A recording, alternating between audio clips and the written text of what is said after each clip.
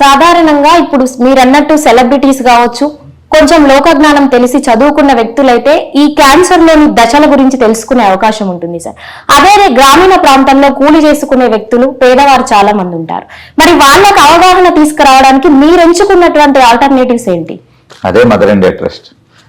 ఇంతకుముందు ఉమామేశ్వర భాగ్య అని మనం చెప్పుకున్నాం కదా, దాన్ని ఇక్కడ సిటీకి వచ్చాక మదర్ ఇండియా ట్రస్ట్ అని పెట్టి అందులో ట్రస్ట్లో ప్రముఖులను, కొంత రేడియాలజిస్టులు, గైనకాలజిస్టులను, తర్వాత సిటీలో ప్రముఖులను అందరినీ మనం చేర్చుకొని వెళ్తున్నాం. ఈ కాన్సెప్ట్ ఏంటంటే ఫస్ట్ హెల్త్ ఎడ్యుకేషన్ ప్రధానమైంది. కాబట్టి ప్రతి ఒక్కరికి సమాజంలో అందరికీ పరీక్షలు చేయడానికి అవసరం ఉండదు, కానీ ప్రతి ఒక్కరికి క్యాన్సర్ గురించి తెలియాల్సిన అవసరం ఉంది. ఎందుకనంటే క్యాన్సర్ అనేది ఎక్కడో బయట నుంచి రాదు. ఇదేదో అంటువ్యాధి మాదిరి, కరోనా మాదిరి చైనా నుంచి వచ్చి మనకు వచ్చినట్లు కాదు. మన శరీరంలో ఉన్న కణాలే మన మీద తిరగబడతాయి అని అంటే, అంతవరకు మన శరీరంలో మన జీర్ణక్రియకు ఉపయోగపడిన కణాలు, మన శ్వాసకు ఉపయోగపడిన కణాలు, మన గర్భసంచికి ఉపయోగపడిన కణాలు కొన్ని విసుగు చెంది ఇరిటేట్ అయ్యి మన శరీరం మీద మనమే దాడి చేయడం మొదలు పెడతాయి అని అంటే అకారణంగా పెరగడం మొదలవుతాయి. ఇప్పుడు 18 years నుంచి 21 years కు జీన్స్ లాక్ అవుతుంది. జీన్స్ లాక్ అంటే పెరగడం ఆగిపోతారు. అందుకే మనం చూస్తాం 17, 18, మాక్సిమం 21 years తర్వాత పెరగరు. ఎందుకనంటే జీన్స్ లో ఆ లాక్ పడిపోతుంది, ఇంకా తర్వాత ఉండదు. కానీ ఈ క్యాన్సర్ కణాల్లో ఇది అన్లాక్ అవుతాయి.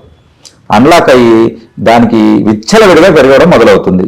అంటే ఒక కణం 2 కావాలి, 2 4 కావాలి. అది ఎప్పుడు పిండంలో ఒకసారి మంచి పెరిగాక ఒక కణం చనిపోతే ఇంకో కణం పుడుతుంటుంది. అంటే బ్యాలెన్స్ ఉంటుంది. చనిపోయిన కణాలు 100 ఉంటే కొత్త కణాలు 100 పుట్టాలి. చనిపోయిన 100 అయితే కొత్తవి 1,00,000 పుట్టాయనుకోండి, అది క్యాన్సర్ గడ్డ కిందకి వస్తుంది. కాబట్టి పుట్టే కణాలకు చనిపోయే కణాలకు ఒక బ్యాలెన్స్ అనేది లేకుండా ఉంటే క్యాన్సర్ వస్తుంది. మరి ఎందుకు ఈ కారణం అని అంటే, ఇప్పుడు గొంతు క్యాన్సర్ చాలా మంది చూస్తుంటారు. క్రానిక్ గా వాళ్ళకి ఇరిటేషన్ అనేది తీసుకుంటే పొగ కానీ, తర్వాత పొగాకు కానీ, గుట్కా కైని అనేది తింటారు. వాటిల్లో 200 రకాల క్యాన్సర్ కారకాలు ఉంటాయి. అవి శరీరంలో ఉండే కణాలను గోకుతాయి, అంటే ఇరిటేట్ చేస్తాయి. శరీరం కొంతవరకు భరిస్తుంది, మనకు అవకాశం ఇస్తుంది. అప్పుడు కూడా వినకపోతే అది విసుగు చెంది చేసే రియాక్షనే ఈ గడ్డలు రావడం, క్యాన్సర్ కణాలు. ఇంకా తర్వాత మీ కంట్రోల్లో ఉండదు. ముందు మీకు అవకాశం ఇస్తుంది 1, 2, 3వ స్టేజ్లో ఏ స్టేజ్. అది ద్వారా మీరు గుర్తించలేకపోయారా లేదా నిర్లక్ష్యం చేశారా, మీ చేతిలోంచి దారిపోతుంది అంటే క్యాన్సర్ కిందికి మీరు వెళ్ళిపోతారు, మీ కంట్రోల్లో ఉండదు. కాబట్టి అలా ముందే గుర్తించుకునేటట్టు చేసుకోవాలి. అదే గర్భసంచికి కావాల్సిన క్యాన్సర్ ఏ కారణంగా వస్తుందని అంటే హెచ్పివి అని ఉంటుంది, హ్యూమన్ ప్యాపిలోమా వైరస్ అని ఉంటుంది. హెచ్ఐవి వైరస్ ఎలా ఉంటుంది, హెచ్ఐవి హ్యూమన్ ఇమ్యూనిటీ వైరస్ అని.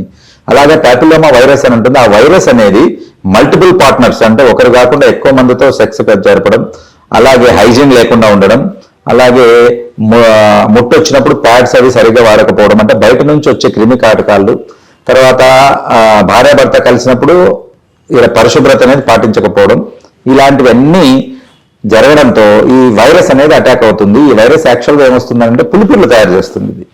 ఆ పులిపిర్లు శరీరం పైన అయితే, అదే లోపల గర్భసంచిన అయితే అక్కడ పులిపిర్లు బదులు అక్కడ ఏకంగా క్యాన్సర్నే తయారు చేస్తుంది.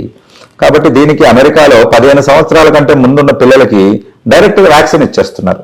హెచ్పివి అని డోసెస్ ఇస్తారు, డైరెక్ట్ గా ఇస్తారు క్యాన్సర్ రాకుండా. కానీ అవి ఇచ్చినా కూడా 80% రాకపోవచ్చు, కానీ 20% ఎప్పుడు స్కోప్ ఉంటుంది.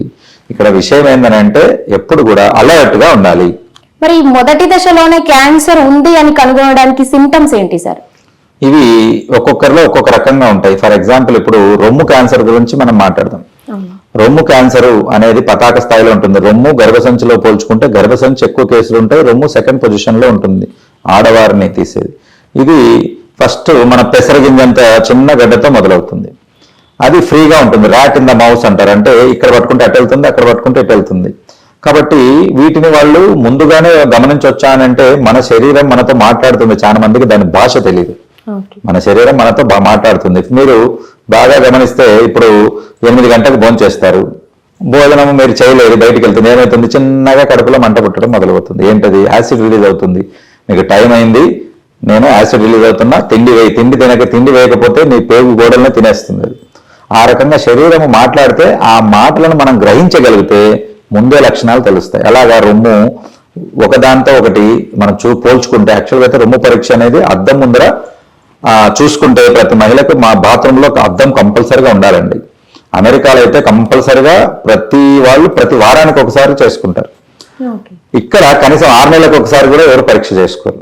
ఎందుకంటే అవగాహన లేదు వాళ్ళకి. కాబట్టి అద్దం ముందు నిలబడ్డాక వాళ్ళు ఎడమ రొమ్ము తర్వాత కుడి రొమ్ము తేడా చూసుకుంటే ఏదైనా సైజులో తేడా ఉందంటే అనుమానపడాలి. నెంబర్ 1 సైజులో కాకుండా రొమ్ము మొనతో అని అంటే నిప్పల్స్ అంటాం కదా, పిల్లవాళ్ళు పాలు తాగేటప్పుడు చూసేది, అది ఒక్కొక్కసారి రిట్రాక్టర్ అంటే వెనక్కి ఉంటుంది.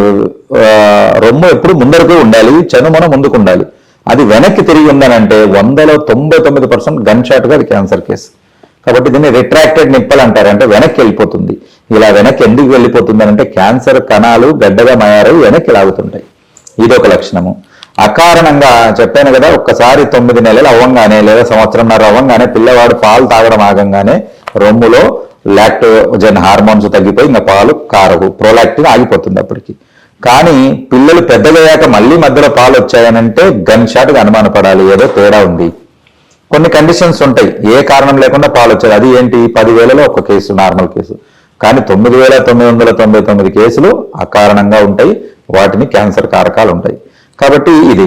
మూడోది ఏంటంటే మీరు నారింజ పండు తర్వాత ఇప్పుడు కమలా పండ్లు చూస్తారు కదా, వాటి తోలు ఎలా ఉంటుంది, బొక్కలు పడినట్టుగా ఉంటుంది.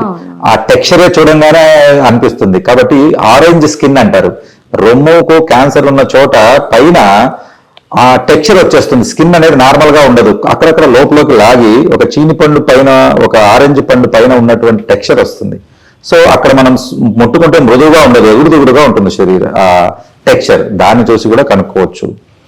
అలాగే వీటితో పాటు అరచేతితో ప్రతి మహిళ నెలకు ఒక్కసారైనా అద్దం ముందు నిలబడి పరీక్ష చేసుకోవాలి. కాబట్టి రొమ్మునంతా వాళ్ళు టెస్ట్ చేసుకున్నప్పుడు చిన్న గింజ ఉన్నా వాటికి మనకు పర్సెప్షన్, కళ్ళు మూసుకొని చూస్తే ఉన్నది అర్థమైపోతుంది. ఇక్కడ క్యాన్సర్ ఎక్కువ పెరగడానికి ప్రధాన కారణం ఒకటి ఏంటనంటే క్యాన్సర్ కారకమైన గడ్డలు నొప్పి లేనివి. ఇది ఒక పెద్ద ప్రమాదం. వాళ్ళకు నొప్పి లేదు కదా, ఎవరైనా నొప్పి లేదు కాబట్టి నిర్లక్ష్యం చేస్తారు. నొప్పున్న గడాలు మంచివి కాబట్టి నొప్పిందని టెన్షన్ పడతారు, ఏందో వచ్చిందని. ఏమీ ఉండదు, అది వాపు వస్తుంది, తగ్గిపోతుంది అన్నట్టు. కాబట్టి ఇది నార్మల్ గడ్డల కిందకి వస్తుంది అన్నట్టు. కాబట్టి కానీ నొప్పి లేని కణాలు ఎప్పటికైనా డేంజర్. కాబట్టి భయపడాల్సిన దానికి మనము భయపడతాము, నిజంగా ఏదైతే జాగ్రత్త పడాలో దాన్ని నిర్లక్ష్యం చేస్తాం. అది ఏమవుతుంది, ఏమైంది, నొప్పి లేదు కదా అంటారు. కాబట్టి పేషెంట్లు కూడా వచ్చినాక ఏందయ్యా ఇట్లుంది, ఎందుకు చూపించుకోలేదు మీ భార్యకనంటే ఏ రోజు నాకు నొప్పి ఉందని చెప్పలేదు సార్ అంటాడు. కాబట్టి గుర్తుపెట్టుకోండి, నొప్పి లేని గడ్డలే ప్రమాదం. నొప్పున్న కణాలు మంచివి అంటే భాష చెప్తుంది అది నాకు సమస్య ఉంది. సో ఈ లక్షణాలు ముందే మీరు చూసుకుంటే అన్ఈక్వల్ సైజ్ అంటారు. అని అంటే ఒకటి పెద్దగా ఉండడం, ఒకటి చిన్నగా ఉండడం. తర్వాత అన్ఈక్వల్ నిప్పల్ షేప్స్ అంటాం, అదొకటి. తర్వాత టెక్స్చర్ అన్ని సమానం కాకుండా ఒక చోట మారి ఉండడం. తర్వాత చనుమొన నుంచి ద్రవాలు ఉండడం, అది వాటర్ కావచ్చు, నీరు కావచ్చు, పాలు కావచ్చు, రక్తం కావచ్చు, చీము కావచ్చు, ఏవైనా అన్కామన్ వచ్చినాయనంటే అప్పుడు డౌట్ పడాలి. సో ఇవి రొమ్ముకు సంబంధించి. వీటితో పాటు ఫైబ్రో అడినామా బ్రెస్ట్ అని అంటారు, ఇందాక చెప్పాను కదా, 2 సైడ్లో వస్తాయి, నొప్పి ఉంటుంది. ఇది ఏమీ కాదు, దీన్ని ఫైబ్రో అడినామా బ్రెస్ట్ అంటారు. అంటే లోపల గడ్డలు మామూలుగా వాపు వస్తాయి, మళ్ళీ తగ్గిపోతాయి. కానీ దీనికి టెన్షన్ పడి డాక్టర్ దగ్గర పరిగెడతారు తప్ప 2 సైడ్లో వచ్చినవి మంచి గడ్డలు ఉంటాయి. ఒక సైడే వచ్చింది అనుకోండి డెఫినెట్ గా ఉంటుంది. ఎక్కువ ప్రభావం చూపే అవకాశం లేదంటారా సార్?